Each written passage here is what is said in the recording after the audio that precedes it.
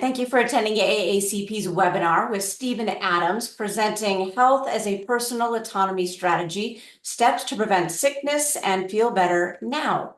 I'm Janelle Slade, in for AACP Association Manager Shaylin Egham, and I will be the host of the webinar tonight. This webinar is approximately 45 minutes, followed by a 10-minute Q&A session. Please enter any questions you have in the Q&A box at the bottom of your screen, and we will address them at the end of the presentation. The AACP has no conflicts of interest. Registrants can expect to receive a recording of this presentation via email within 10 to 14 business days, and AACP members attending live will receive their CE certificate of attendance within 30 business days.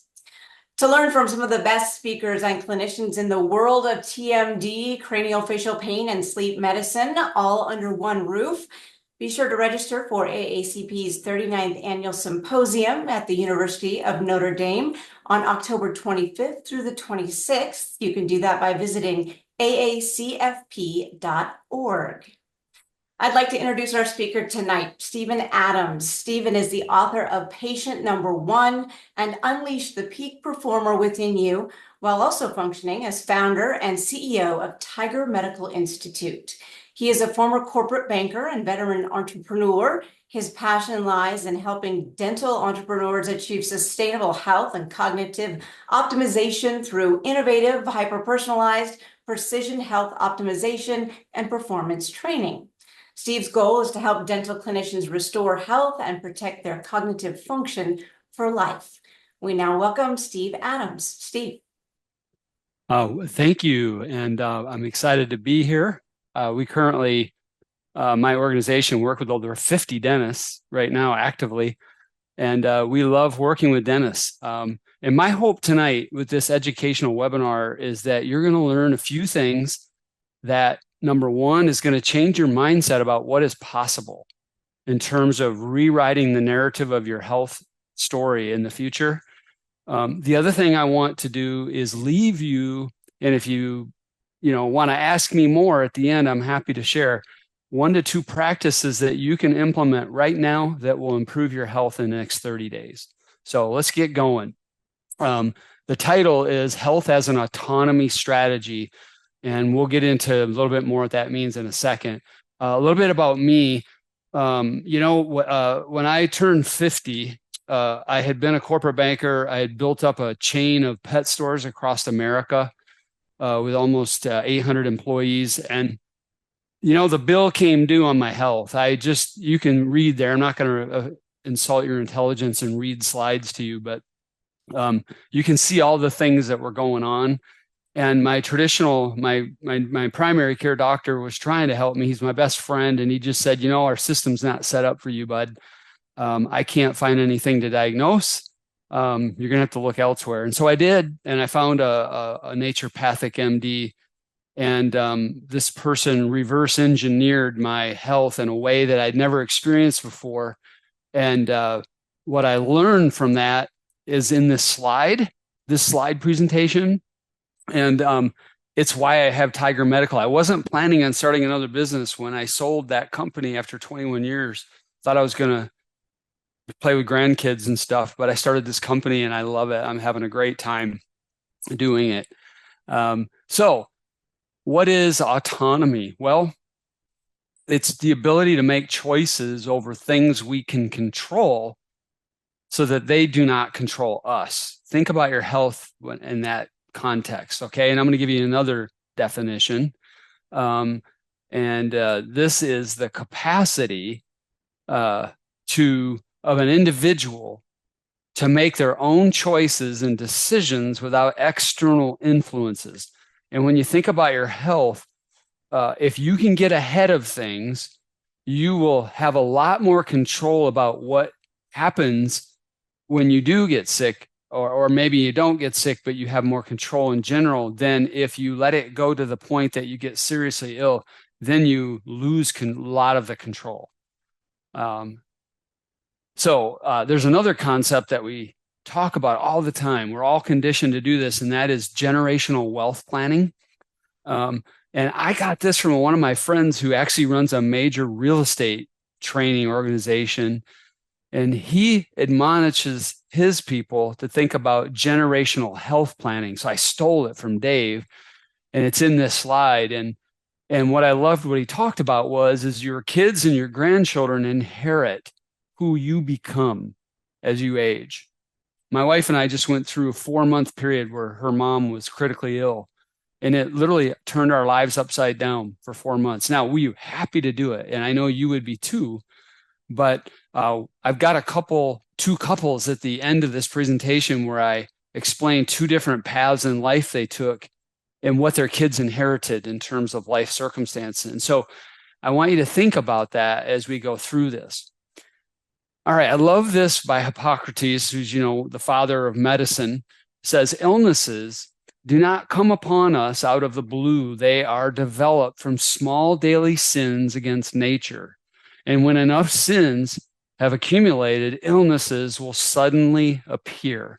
And we know this. This was my issue. I was really super healthy till I was about 46, 47. And then all of a sudden I started having all these problems that were showing up. And really what they were was the outward manifestation of things that were going on the inside for decades. And some examples of those are chronic stress. Dentists have no stress, right? I'm kidding. I have several who are friends of mine. Sleep disturbances. Sweet tooth, when I say this, I mean excessive. I mean, we all love ice cream and things like that, but a sweet tooth, excessive alcohol consumption, lifestyle that's very sedentary. For some of you, if you've sold your practice or you're on a glide path to it, one of the worst things you can do is a full do-nothing retirement. We can get into that later. Habitual eating of processed fried foods, soda drinks. We have over 85,000 toxins today that assault us, and then smoking's an obvious one. I'm going to get into some health statistics here. 77% of adults suffer from moderate to severe stress, and 52% of working adults are in burnout. Now, interestingly enough, the ADA website talks about 57% of dentists are in burnout, not 52% in the general population, and 82% of dentists report from moderate to severe stress. So I don't have those in the slides. I just remember I had that data, so I wanted to share it tonight. And so, when you think about what you all do, your patients come in, they have fear, so you're having to deal with that. You're working in small, dark spaces, and then so in addition to all the clinical stresses you also are an entrepreneur, many of you are, and you have to run a business on top of being a clinician. And I think those are 2 very tall orders. And so your career sets you up to have chronic stress, which is one of those sins that we talked about. The CDC, I got this study in one of the books I wrote. 6 in 10 of American adults suffer from chronic disease. It's something like 125 million adults have chronic disease, and 40% have 2 or more. This was my father's story. He's had 2 since he retired from General Motors in Michigan at age 55, and he's had 9 heart attacks. He's had cancer twice. He has diabetes, and he had a stroke. And I knew that I wanted to do better than that. And the really cool thing that you're going to learn tonight is that all of you can do better than your parents because we know more now. Here's an interesting statistic by the NIH. There's 25 to 30 million Americans are living today, right now, well, as of this study, just a couple of years ago, with undiagnosed disease, meaning they're walking around and they have disease that they do not know about. And sometimes it's from not being tested thoroughly enough. My wife just went through this. She had elevated ferritin levels. They were 25 times higher than normal. And her last 5 physicals at our primary care showed no problem because they were measuring iron and not ferritin. And she found out she has genetic hemochromatosis, which is common for Nordic people. And it was good that we caught it because she would have been on her way to dementia or a cardiovascular disease from this. So that's an example of an undiagnosed disease.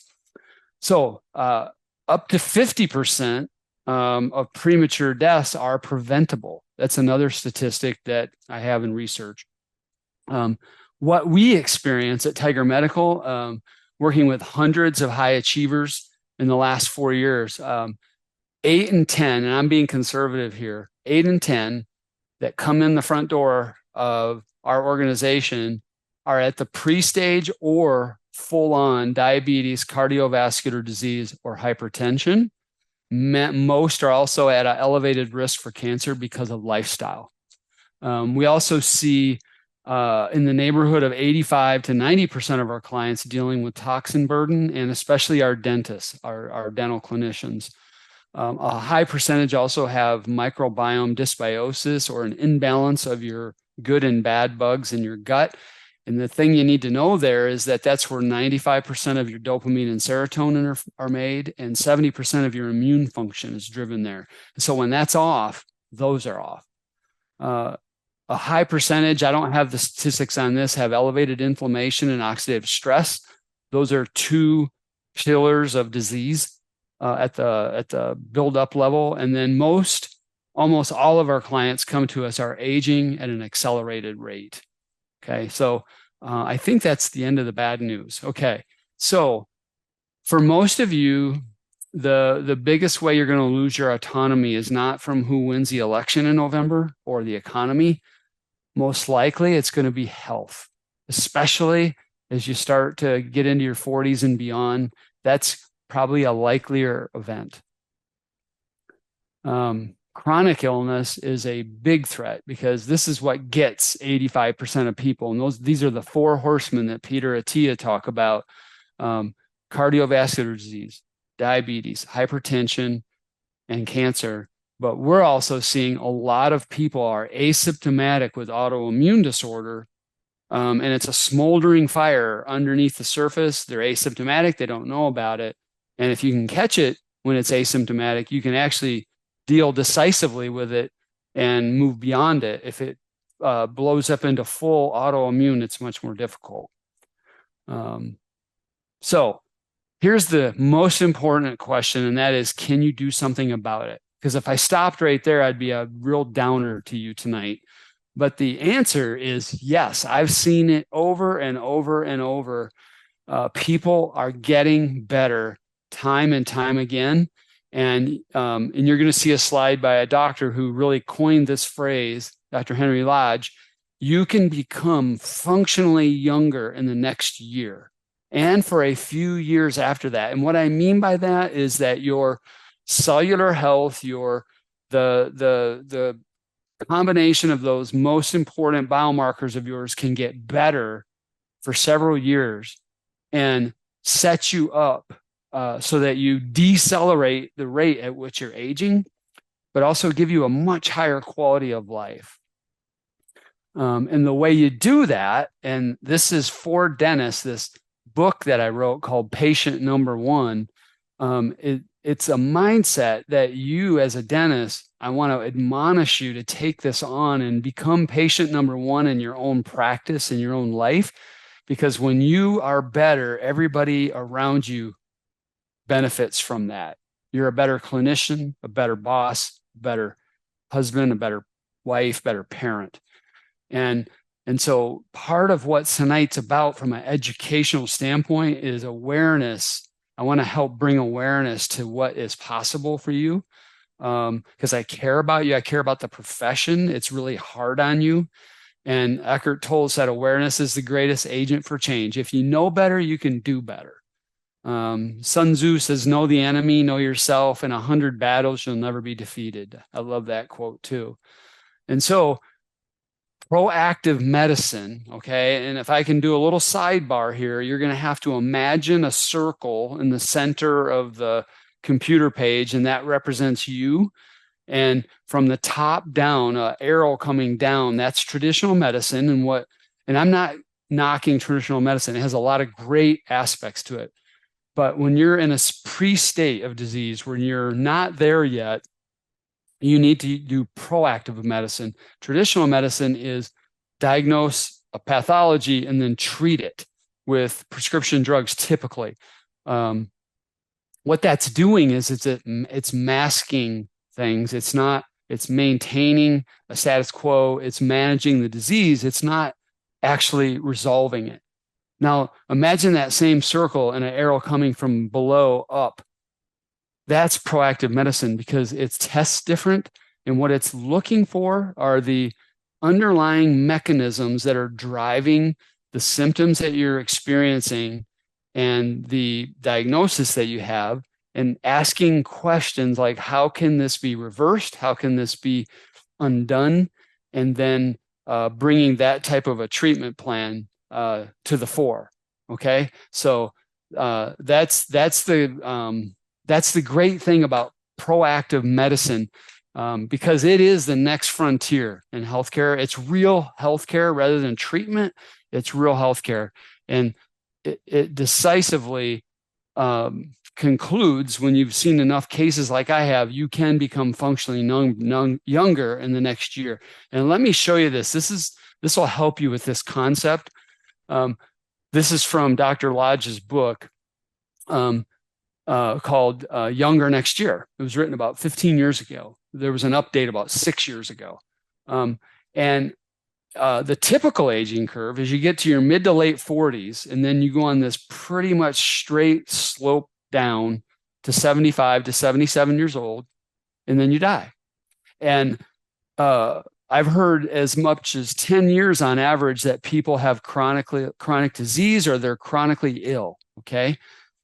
And people just accept this as, well, I'm getting old, I'm aging. Well, there is a different way to look at this. This graph on the right is not really true, because it should go upward for a little bit and then flatten out and then go down. But the big idea there, if you see, hopefully my arrow, you can see it.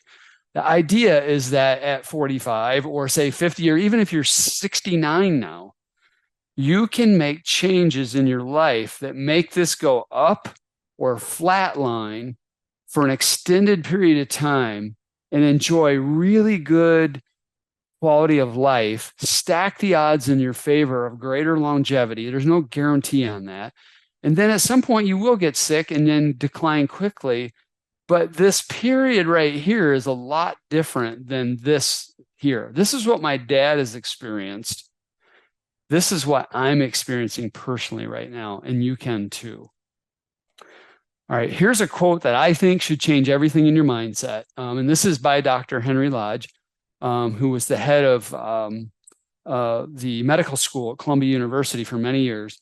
You can be as athletic, vigorous, and alert as you were at 50 until you are 80 or older. And for the first 5 or more years, you can be functionally younger.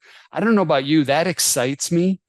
And that's what drives me with what I do now, is that I see people get this victory, and I see how it affects the rest of their life. And that's possible. So here's a new mindset that I want you to think about. Forget the term aging, and I want you to think more in terms of growth or decay, meaning whatever age you are right now, I want you to think about, am I sending signals to my body that I want to grow, or are you sending decay signals? Because whether you're 69 or 29 or 49 right now, your lifestyle, and it kind of goes back to the sins against our health, our nature, you can send better signals right now, whatever age you are. Okay. And so that's what I want you to think about, because your body is hardwired toward one or the other. It relies on signals from you. So you've got to decide, what signals will you send? And here's some examples. Okay. On the left is the good list. On the right is the bad list. Okay. And so, are you moving your body? And when I say that, I don't mean you need to be an Olympian or be in the gym 6 days a week. It's as simple as getting up and doing a walk in the morning or a walk in the evening for 20 to 25 minutes.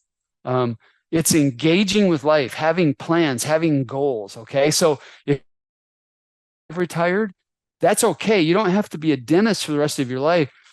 what I'm saying is you just want to transition into the next thing. Like for me, I already have a plan where when I am out of active leadership in my companies, I've been working for 15 years on a microbank nonprofit.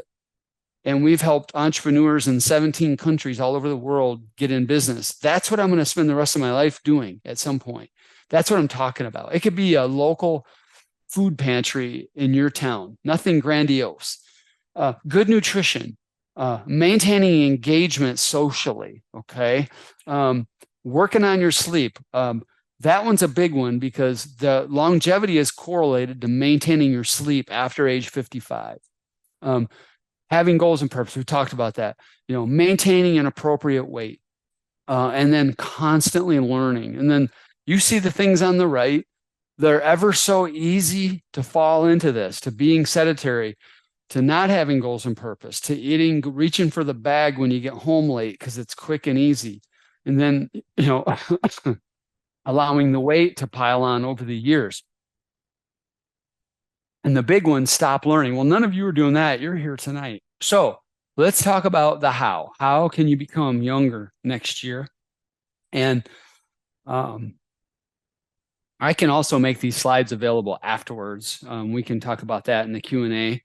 But nurture a good social life. These are the big general principles. Live with purpose and goal. But the last two are really key because you're going to need to do something. You're going to have to be proactive. That's where proactive medicine comes from. And you're going to want to engage with a clinician who's trained in this approach, whether you want to know more about what my company does later, or if you just find somebody locally that does this. All right. You want to do these things. So I want to go into the core health habits now. So this first one, so I don't want to get lost in the science, but the big idea here is you want to engage something called diaphragmatic breathing. It's the number one way to improve your heart rate variability. Okay. So let me try to do this as simply as I can. This measures your overall life load and your health. A Harvard Medical School doctor I cited in my book, Unleash the Peak Performer Within You, said that he felt this was the most important biomarker of all. And I measure this daily on my Oura ring, so I know where my ebbs and flows are. And the thing you need to know about HRV is that it's really what it is it's the timing difference between successive heartbeats.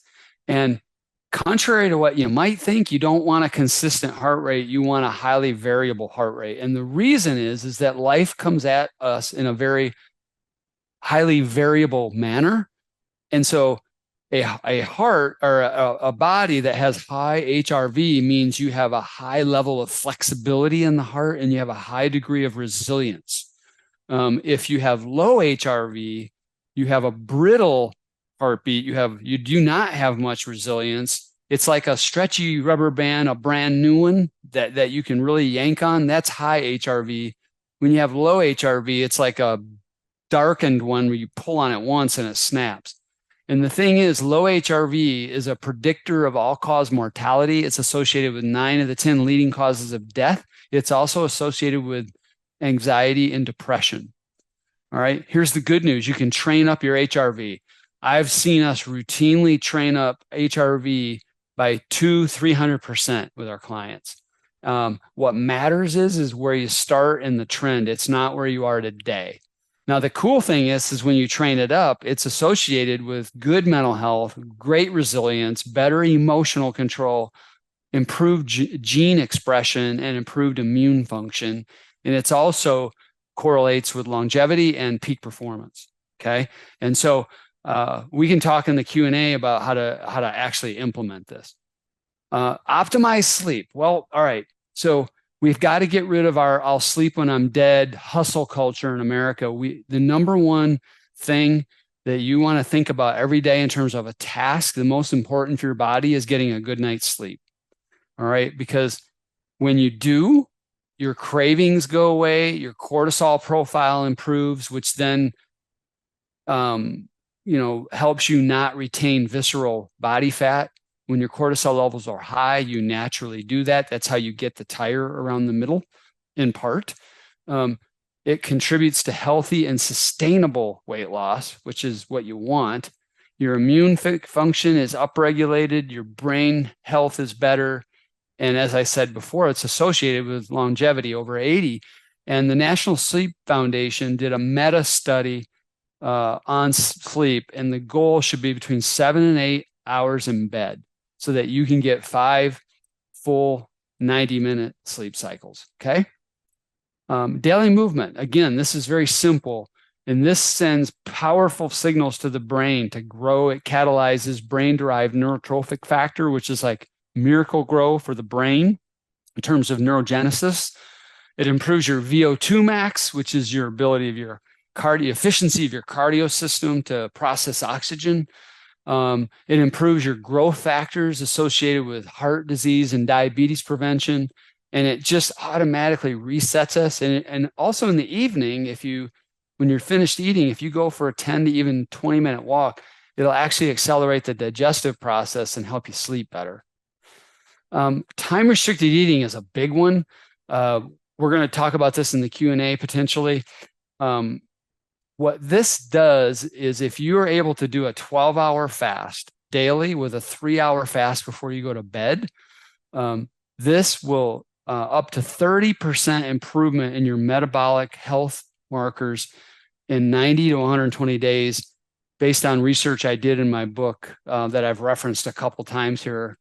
This is the work of Dr. Sachin Panda from the Salk Institute in California.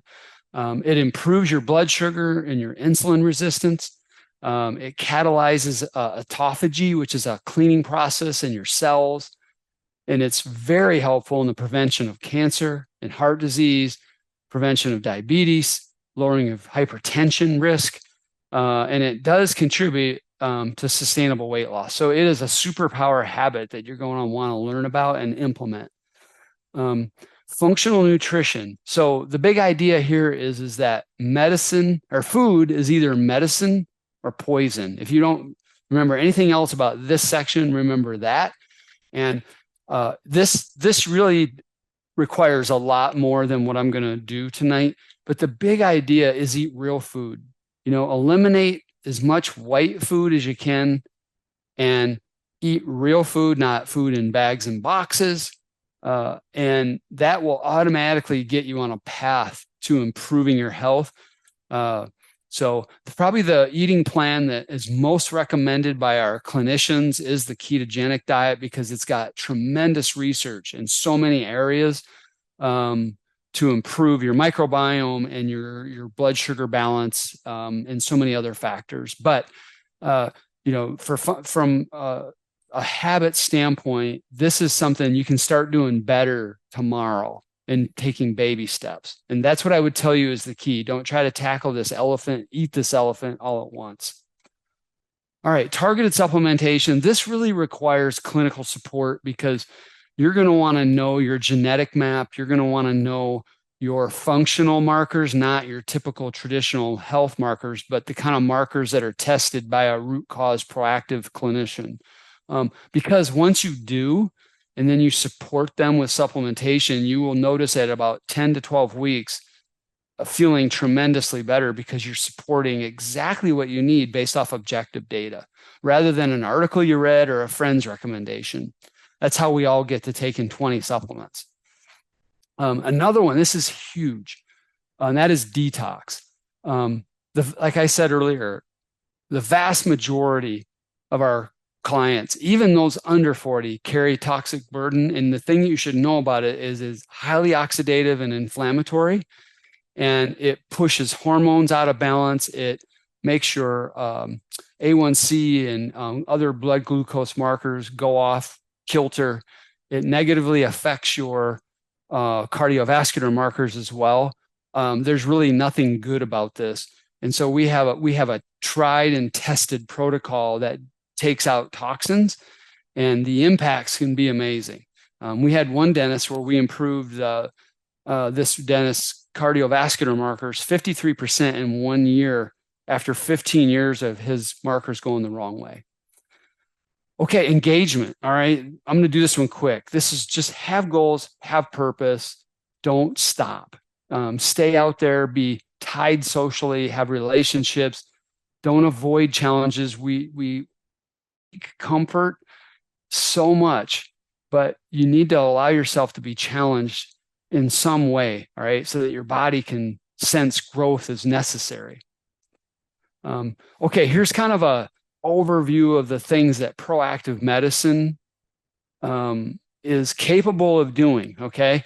One of the things we say all the time, fundamentally, you've got to know your health truth so you have a baseline so that you can proactively and accurately and precisely, I would add, re-engineer your lifestyle. That's very important. You're going to want to know your ApoE4 gene status. This is the Alzheimer's gene. Okay, we know from research if you have one copy, you have a 30+% chance of getting cognitive disease. If you have both copies, you have a 50 to 90% chance. If you have neither, it's about 10%, but nobody gets a free pass because 30% right now of the Alzheimer's cases being diagnosed are lifestyle factor driven, not gene driven. So we're all at risk for this. The good news is you can, again, if you understand this, especially these genes, then it has significant impact on what you eat and certain lifestyle factors. And when you do them, you can prevent these diseases from taking root. Another one is the MTHFR gene. This has to do with methylation pathways. I am one of the unfortunate ones. About 50% of the population have this. I have it. And it just means you have an elevated risk for cancer. So what it means is, and I'm 60 years old, what I'm doing is I'm on a nutrition plan, on an avoidance of sugar plan, and several other things I'm doing that are proven to significantly and substantially reduce the risk of the inner terrain of my body being conducive to cancer and optimizing my immune system to kill it off. So because I know this, I can be proactive about it because we have it on both sides of my family.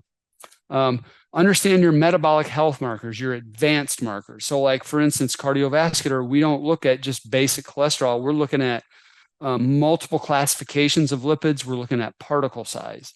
Understand your toxin burden, understand your inflammatory status and your microbiome health. So none of this is done at the primary care level because the system will not reimburse the clinic, the doctor for this. It's not your doctor's fault, it's the system. All right, this is a big one. If you were going to take a picture with your phone, take a picture of this page because this is from a book called The Metabolic Approach to Cancer. I slid this in there today and didn't cite it, so my apologies. I can get that citation. But it's by Dr. Nasha Winters and Jess Higgins Kelly. Our clinicians follow this as kind of a Bible in a sense. Now, I will tell you, and our doctors will say Dr. Winters is pretty intense. You don't have to be as intense as her, but this is key because if you can do these 10 things, this is a way to optimize the inner biology of your body, okay? So you got to balance your blood sugar, balance your microbiome, establish hormone balance, manage stress properly, enhance mental and emotional well-being, toxin burden, lower inflammation and oxidative stress, make epigenetic and nutrigenomic modifications, meaning make lifestyle changes based on your genetics. And so you need to test for them to know them, and then have a clinician who knows how to interpret it.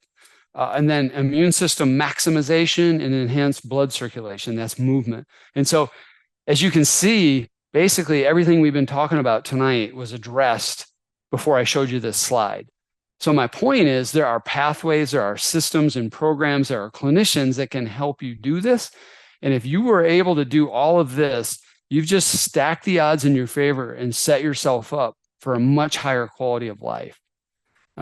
So here's where we get to the inheritance part. Let's talk about a tale of two couples. And you know, this is not meant to make anybody who's single feel bad. Just think about you in particular. Which one are you headed toward? What is your glide path tonight if nothing changes?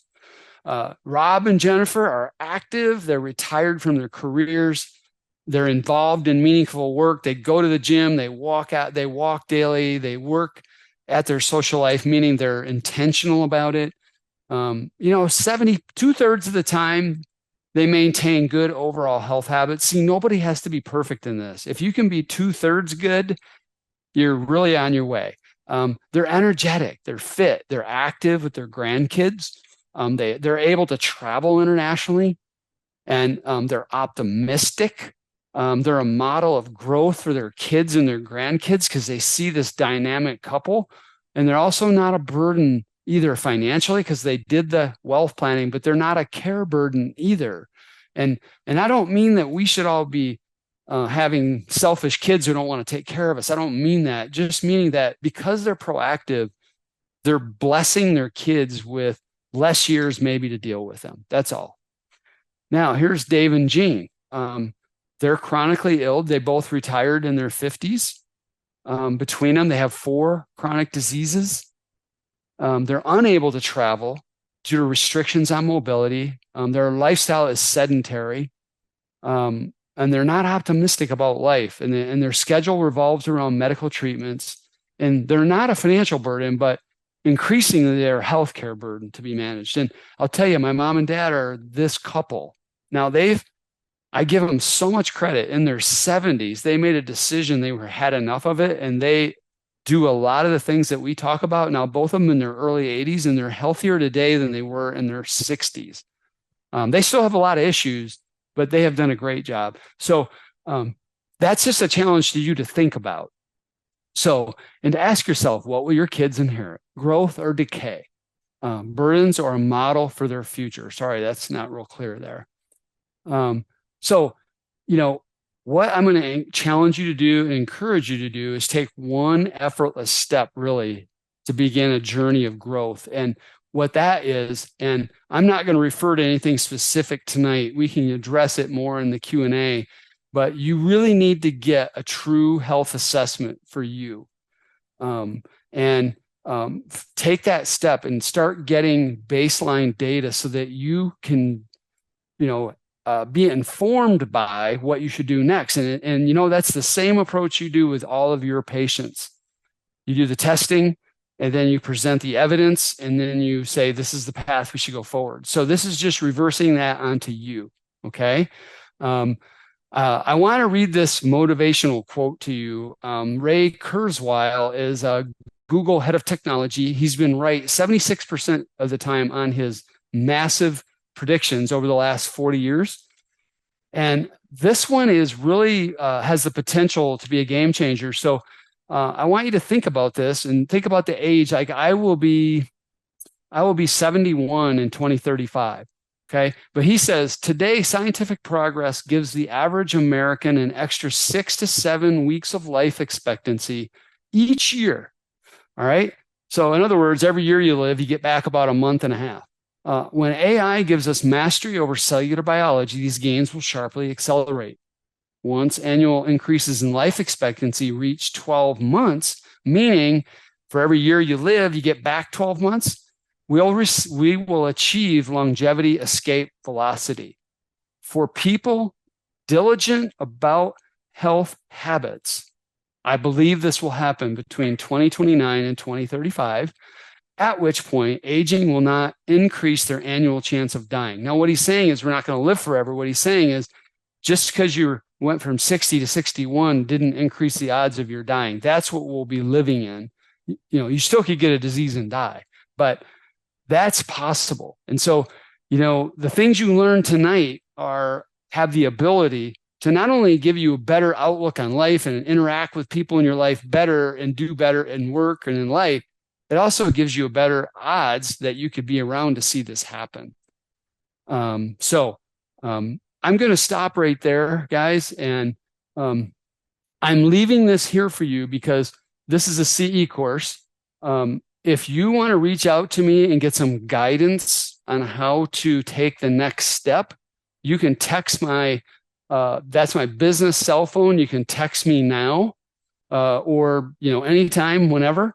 Or you can write me at that email, and I'm happy to meet with you and go and just answer all the questions you have. I can point you in a direction where you can take that next step, either with us or with somebody else locally. My point is I want to be a resource for you. So thank you very much, and I will turn it back over. All right, thank you so much, Stephen. We'll move on to the questions and answers now. Of all of the health habits I could start on today, what would be the best first step? Wow, that's a really good question. I've talked to our doctors about this, and they consistently come back to me with the number one thing, and it's the first thing we have in an online masterclass on these health habits that I went over tonight. The number one thing is a 3-hour fast after you eat in the evening. And so think about this as whenever you have last calories, let's say you eat at 7 p.m., no more calories until you go to bed at 10. All right. Now, if you're eating at 8 and going to bed at 9, what's happening is you're loading your system with elevated glucose all night long. You're preventing the cellular cleaning process. You're not allowing the brain to clean out. And when you do this habitually over time, these are the little sins. This leads to insulin resistance, to prediabetes, and then diabetes. It also will cause you to gain a lot of weight. So if you can build the habit of when you're done eating, there's a 3-hour gap when you lay down to go to bed, you will get better just from that alone. Okay. Any opinion on lectins? Oh, so that's a great question. I feel I don't feel like I should answer that because that's in the clinical lane, and I'm not a doctor.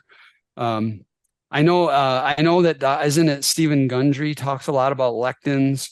There's leptins and there's lectins, and I confuse them at times. So I would probably pass on that question because I don't want to get out of my lane. Okay. How can we learn how to do diaphragmatic breathing? Okay, so what that is engaging the core, so your belly button.